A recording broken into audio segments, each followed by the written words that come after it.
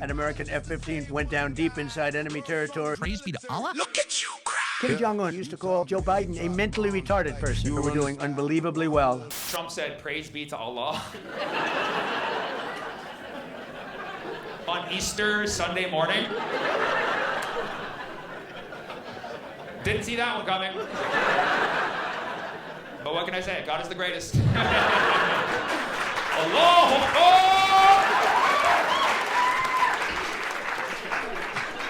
Yeah, man. I mean, hey, whatever it takes to get the message across, right? And we've seen weird Trump posts, right? But this one was like one of the weirdest. So Easter morning, 8 a.m., he has risen.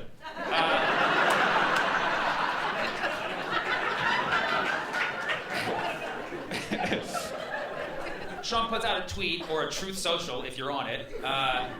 He first says, today is Power Plant Day. And you're like, okay. Like, if you don't know the context, you're like, what does that mean? Is that like leg day? Like, what is he talking about?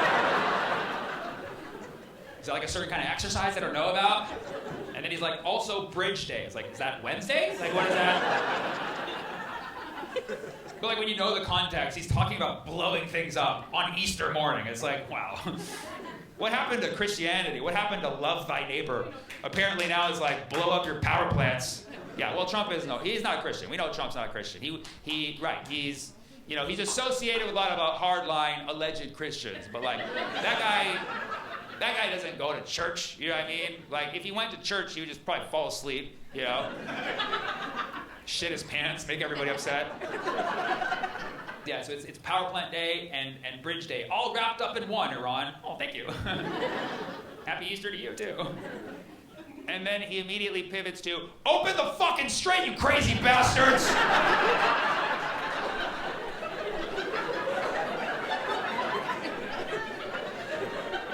I'm not really sure how to translate that one, but I'm pretty sure it means open the strait, you crazy bastards. Great line for Pride Month, but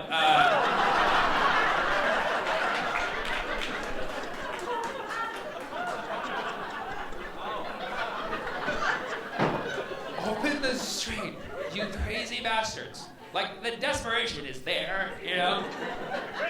And then he says, or you'll be in hell. Which is like, where are we now? Like, this is already pretty bad, dude. Like, can I at least see what hell is like to compare? Or you'll be in hell. And then he says, just watch. And we're like, okay, is he gonna do a miracle? What is he gonna do? I don't know if that's ever worked in the history of diplomacy. Open the strait. Open the fucking strait, you crazy bastards. Spoiler alert, they did not open the strait. Correction, they opened it for everybody except him. So let's recap. Today is Power Plant Day, also Bridge Day, all wrapped in one, Iran.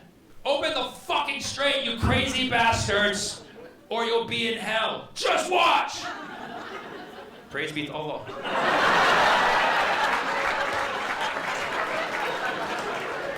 Wow, okay. And so now some people are like saying, like, Trump's a Muslim now. Like,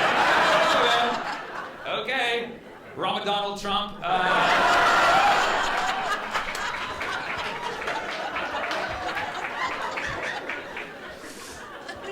It was an intense message, too.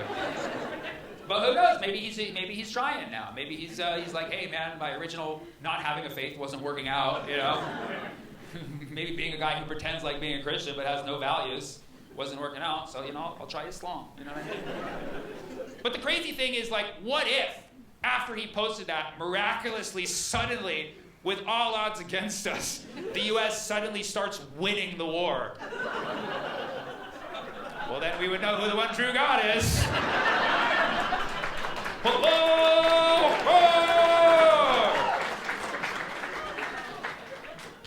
Okay, in all seriousness, everybody can believe in whichever God they want to, okay? All gods hashtag all gods matter. Okay, but yeah, I would say that message is a bit disrespectful to every religion. That tweet pissed so many people off. You know that tweet was inflammatory when it pissed off Tucker Carlson. That's how you know that tweet was offensive. Tucker Carlson is now turning on Trump. And a lot of you maybe didn't realize this. Tucker Carlson has been obviously advocating for Palestine. He's been advocating against war in Iran very, very adamantly for the last year plus. And so a lot of people have become awake to that and be like, oh, Tucker Carlson, I like him now. What's going on with me? I'm having these feelings. I can't understand it. Trust me, I was there too. I now embraced it. You know what I mean? And so you know, if you've been following, Tucker Carlson has been, speaking out for Palestine. He's been adamantly saying no war in Iran. But if you paid close attention, he never spoke against Trump because he knew he was still speaking to his base. And I think he was doing it cleverly to try to win people over, because people, they always say like people have Trump derangement syndrome when it's like people are so obsessed with Trump, like that's all, and that's a true thing. I do it just because I'm a comedian, but like Trump derangement syndrome to me is the fucking psychopathic people who, if they hear one negative thing about Trump, they immediately turn on you because they can't, like their mind short circuits, right? And I think that Tucker Carlson knows he's talking to people like that. So he'd always be like, Israel is, he recognized apartheid. He said Israel is doing a genocide in Gaza. We should not be going to war in Iran.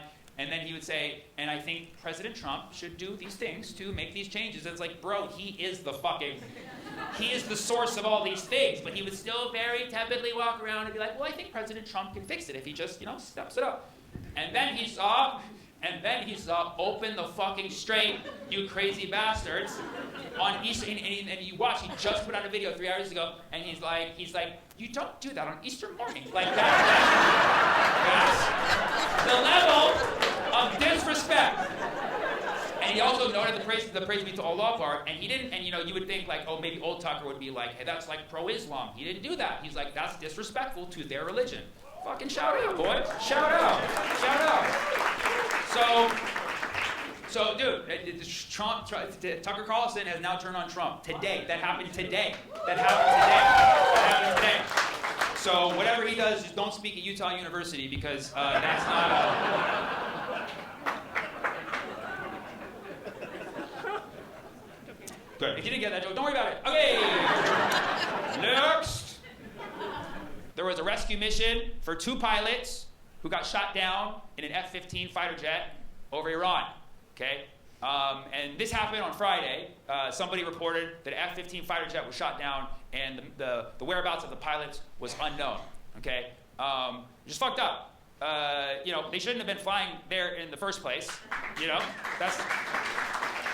That's the first thing. And this is all after like Trump kept saying like, we're gonna put boots on the ground, and then they did, but like accidentally.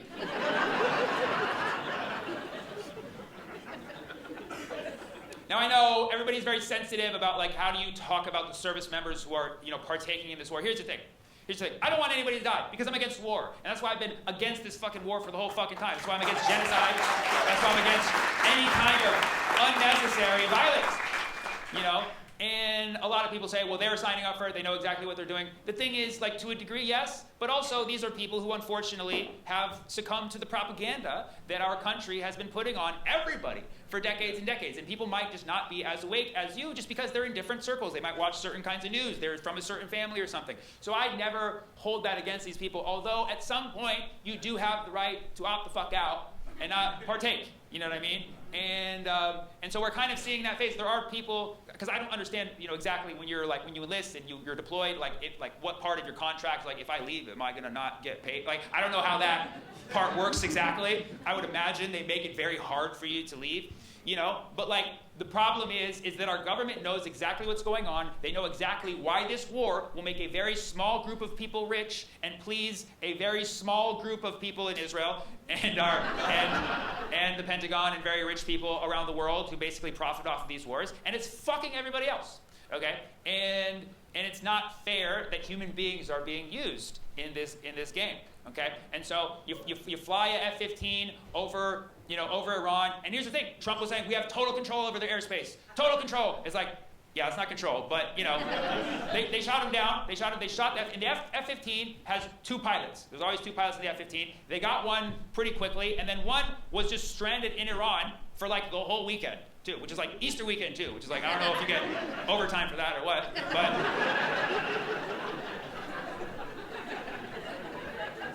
But it was a very tense situation, because here you have this service member from the United States, from our country, being stranded in a country that, if you are a soldier and your intent was to fly over a foreign country in a war and potentially harm them, then you are fair game to be attacked by them. That's just what's going to happen. That's what you signed up for. You know what I'm saying? And so now you have the soldier just stuck in Iran, and you don't know what's going to happen. So we're wondering, like, what's going to happen? What are they going to do? And then meanwhile, in D.C., like, the roads were blocking Walter Reed Hospital, and so everybody was speculating, like, oh, did like Trump like shit his pants that much, And so there was rumors that Trump was in the hospital, and everybody was like, okay, let's pray for whatever outcome you want, okay, and we'll see who wins. Praise be to Allah. I'm just kidding. And so that's happening, and then it's kind of confusing. We're like, what's going on with this fighter jet? And then, so I'm like, I want to have more information, but the government's not telling us. And so then Iran drops an AI music video. And I kind of got a better idea. And Iran's AI music videos lately, they've all been in Legos, by the way.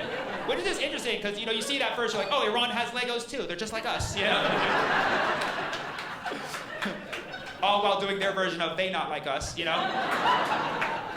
I do hats off to the Iran comedy writers, because they were making fun of us, and they were making fun of the fact that they shot down the plane and the service members got lost, but they weren't like directly insulting the people involved as much as they were making fun of the government and the taxpayers for paying millions of dollars for this search operation. And it's kind of fucked up, but it was funny just because of like millions of dollars for one guy! One guy! I was like, oh my God. I don't know why I'm laughing at this, but turns out it was $400 million they spent on this rescue mission, okay? Now, if I were the service member, I would be very happy that $400 million was being spent to find me, but that is a lot of money, and I also feel like the government is not fully telling us what happened. But thank God Trump gave a briefing about the rescue mission to let all of us know exactly what went down. And he spoke for about an hour. About 1 minute of it was useful. And so basically, according to Trump and to our trusted brother Hegseth, they said, the United States, we care about our service members. We would never put them in a situation that makes them unsafe, except this whole situation. And they said, when one guy is left behind, we go get that guy. It's like, no, you don't. If you know history, you typically don't do that. But you did it this time. Maybe, my guess would be to save some face for your populace who's 70% against this war and thinks that you're literally sacrificing our service members. So maybe that played into it a little bit. But they said, allegedly, that they went in there and they rescued the guy. He was able to make his way. The way Trump describes things, he like tells a story. It's like, you didn't need to say all that. He's like, the planes landed, there was so much sand because it's the desert. It's like, I don't think there was sand. This was like farmland. They literally said he fell on a farmland. He's like, there's so much sand, it's the desert. They love sand over there. So it was so sandy. He was just hiding in a sand dune. He was hiding in a cave like Bin Laden, but the good guy. Like, what are you fucking talking about? And then he started rambling on about other shit. He's like, we're gonna get this fucking Strait of Hormuz. And he's like, and he started like naming out all the countries that like helped us and like didn't help us. He's like, South Korea, fuck you.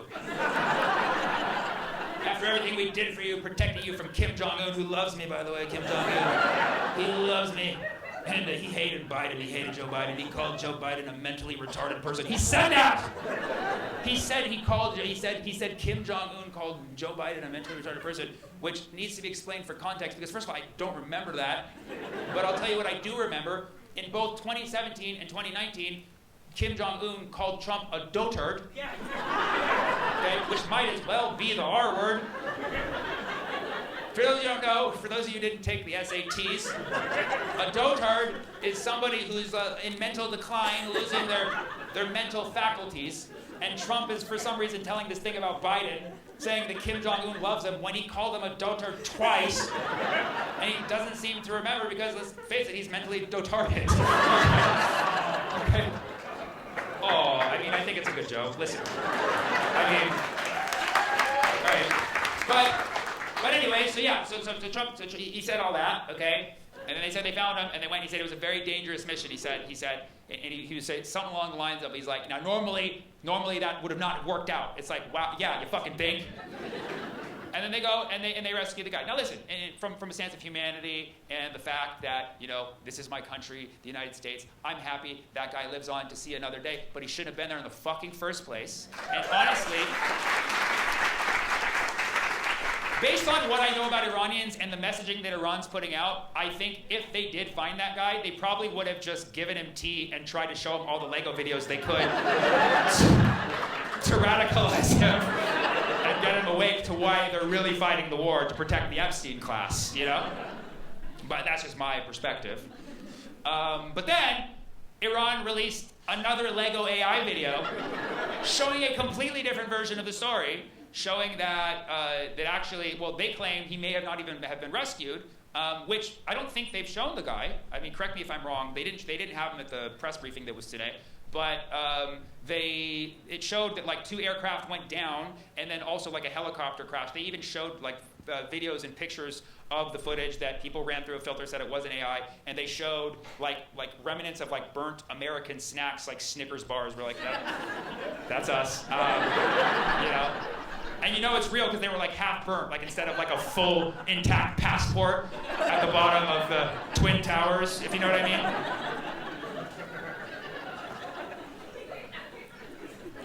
And again, I mean, this is war, so this is all propaganda. So I really don't know who to believe.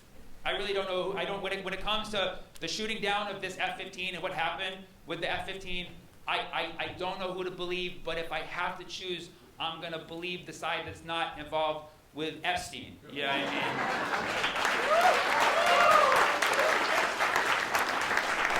Because I know at least that side has never lied about the 15s.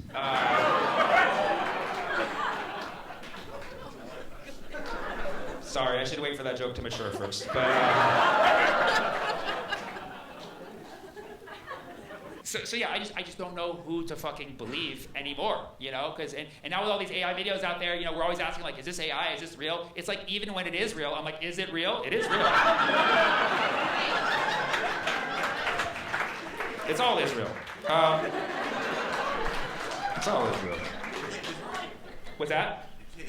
I did say Israel. Yeah. He's back in the show. Are you eating a snack? What are you eating? He's a Snickers bar? Fucking Snickers bar. Can you hold it up? Can you hold up the Snickers bar just for camera? Oh, that's beautiful. That's us! Thank you for your Snickers. I know this is a serious topic, but thank you for your Snickers.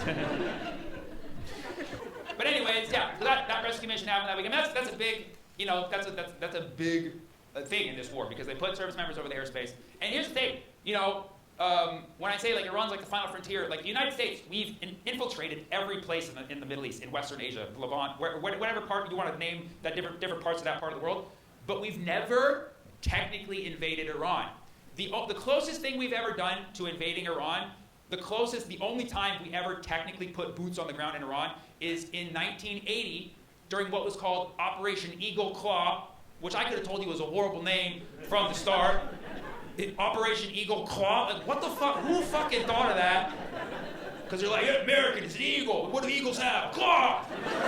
We're going to show you the claw of the eagle. Claw! Claw! Operation Eagle Claw!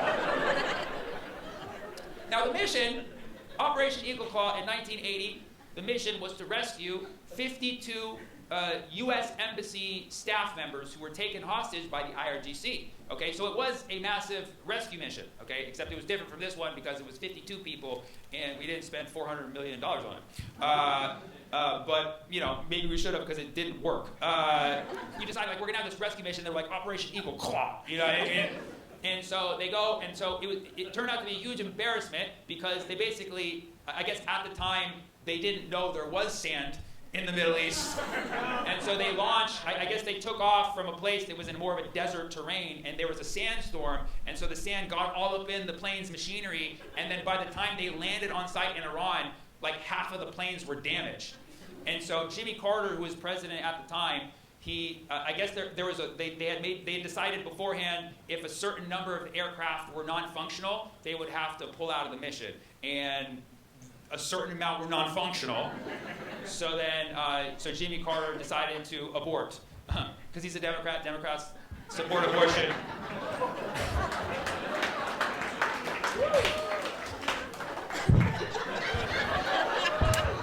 I was gonna say Democrats love abortion, but I don't know if that was too strong. But anyways, so they pull out. It was a huge embarrassment for the United States because we have this big military, we fly with these planes that can't take fucking sand in the propellers. And then I think like one of the helicopters crashed, like deja vu. And so it was a huge embarrassment for the United States. But if you wanted a happy ending, they did eventually get all 52 of the staff members back through talking. Just talking. That's all they had to do was just talk to the Iranians and unfreeze their assets that they unrightfully froze in the first place. So it comes down to maybe stop economically bullying people and just talk to them directly, and you'll actually get what you want and protect your own citizens and civilians. And that's what we learned from Eagle Cup. And that negotiation happened when Reagan was in office. So people are always like, oh, Ronald Reagan, he was such a tough president. It's like, well, apparently he negotiated with terrorists, okay, because he got the people back, So Ronald Reagan, he was a good actor, You go what? You got to tell a full story on that when he negotiated while Jimmy Carter was still in office. Oh, Jimmy Carter negotiated it? Reagan negotiated. Oh, he negotiated before he even got into office. Yeah. So he called them up. He's like, hey. They're like, who is this? He's like, okay, well, let me explain. I'm not president yet, but I'm about to be president. And he's like, we want to roll out this presidency real big. So they're like, we're going to release the hostage right now. He's like, no, keep him in. Keep him in another few months. And when I take the throne, I want you to release them and tell everybody I did it. They're like, fucking sure, just unfreeze our fucking assets, dude. And that was, no, that's a good piece of information. No, I believe everything you say, sir. No, I'll look it up. No, but that makes sense because because what I read was they were released on his inauguration day. So I guess technically, yeah. Unless he did it while he was being inaugurated. He was like texting him. He's like, hey, can you... So yeah, that 100% checks out from what I know. Okay? Nice job. But yeah, that was Eagle Claw. Another video Iran put out this weekend. Dude, they're just like dropping like a whole album, basically. I want to see the full EP, Another video that Iran put out. Okay, Iran put out a video about Charlie Kirk, which is like, I didn't know that was in your wheelhouse, In the video, it's just one Iranian guy, and I know he's Iranian because while he is talking in English, but he has an Iranian accent, and I lived in LA for 10 years. But he's talking in English meaning they know they're appealing to an American demographic, right? And his face is blurred out, and he's sitting there talking about Charlie Kirk, okay? And he's wearing like a full Iranian military uniform, which is like very fucking weird. He's like, did you know your government killed Charlie Kirk? It's like, what? It's like, yeah, we did know that actually. Do you have more information? He says, while they were hacking Kash Patel for funsies, they found some serious information from the FBI that shows exactly how they killed Charlie Kirk, okay? Which we already have some theories, but what do you got? You know what I mean? This is surreal. It's like I've always I've had so many conversations about conspiracies with my buddies at bars, but never with like an Iranian general, And he's like, it's Charlie Kirk. Your government killed the Charlie Kirk. And it's like, okay. So what happened? And so basically he says that Charlie Kirk was wearing a microphone that had an explosive device in it. Now, I don't know what region in the world is capable of making such devices that explode when they detonate it from afar. But whatever it is real. And, It is real.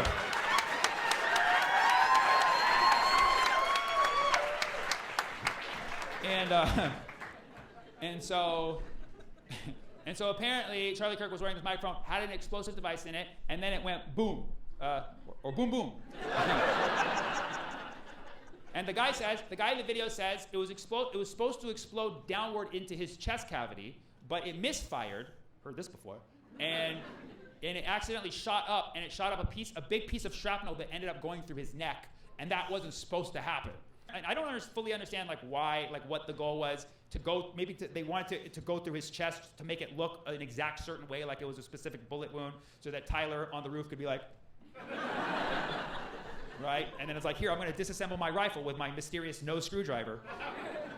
And then that was the plan, just to have a very clean bullet-looking wound through the chest, so nobody could ask questions. But instead, it went right through the neck, and that's why the guy says in the video that's why immediately they had men rush and take down the video cameras, and that instantly they cleared everybody out. They dragged the body right away, because that was a weird thing about Charlie Kirk. They didn't just leave the body there and examine it, or they just mysteriously took it away really quickly, and nobody knows if it officially went to the hospital or what. But here's the thing they said that blew it. Okay, it blew it. Okay. Too soon. Thank you so much. You're right. You're right. It was September. So they said that because the explosive device exploded in the wrong way, fucking Israel can't even do their job right. Just like Israel, always accidentally hitting things they're not supposed to. Accidentally. And so he said when it exploded, because it exploded the wrong way, a bunch of pieces of shrapnel lodged itself into the concrete at the scene. And that is why you saw them the very next morning repaving the whole scene. Which, yeah, if you didn't know, that's what happened. The day after Charlie Kirk was killed, they completely repaved the whole place. That's fucking normal. At a crime scene? That was possibly the craziest fucking thing about the Charlie Kirk case, aside from Erica Kirk. If you watch one of those crime shows, like CSI or something, and then somebody's coming with pavement and just laying it down, that would be a 10-part series. But everybody's like, oh, it's normal, just, Utah. Huh? No, it's not fucking normal. And Iran gave us the perfect reasoning. Again, it's a war, this might be propaganda, so I'm I don't know what to believe, but you're kind of making sense right now, dude. What else do you know? And then he's like, subscribe for more, or whatever.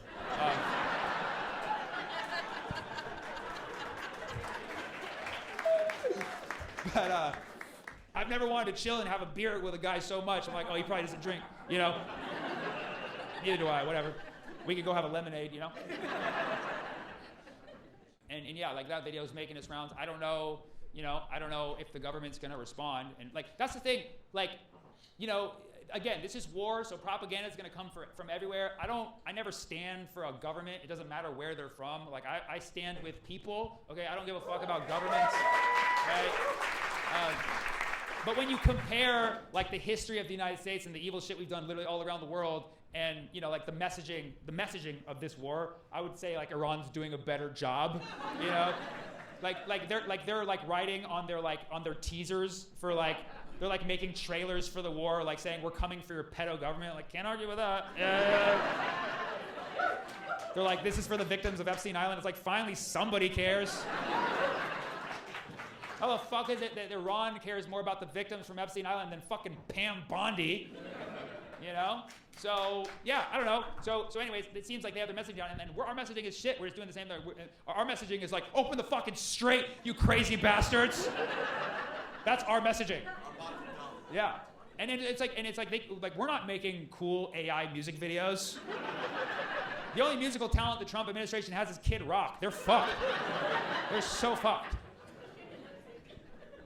So yeah, but they did, and it just shows you how much the Iranians have studied American culture. And it's I get it, we put ourselves everywhere in the world, and even, places such as Iran have tried to largely resist our influence, our sphere of influence, but they still are very aware of how we think, so much so they knew that making a propaganda video about Charlie Kirk would hit us deep in the chest, I guess.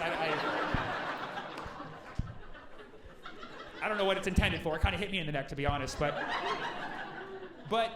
But because they know it's a very sensitive subject, because a lot of people in the United States were very big fans of Charlie Kirk. Honestly, I didn't even learn this until after Charlie Kirk was shot. I just knew him as being a very abrasive guy online. I was just like, dude, this guy's fucking unhinged, dude. Like, he's out there just making enemies left and right. And yes, I've seen a couple Charlie Kirk videos where he said some nice things, but like, those are not the ones that got circulated. But, and again, he didn't deserve none of that, but I'm just saying, people like love this guy. Like, I didn't know. I learned because I posted a stand-up video about the whole Charlie Kirk incident, and YouTube took it down. Yeah. I didn't know you're not supposed to make jokes the first day.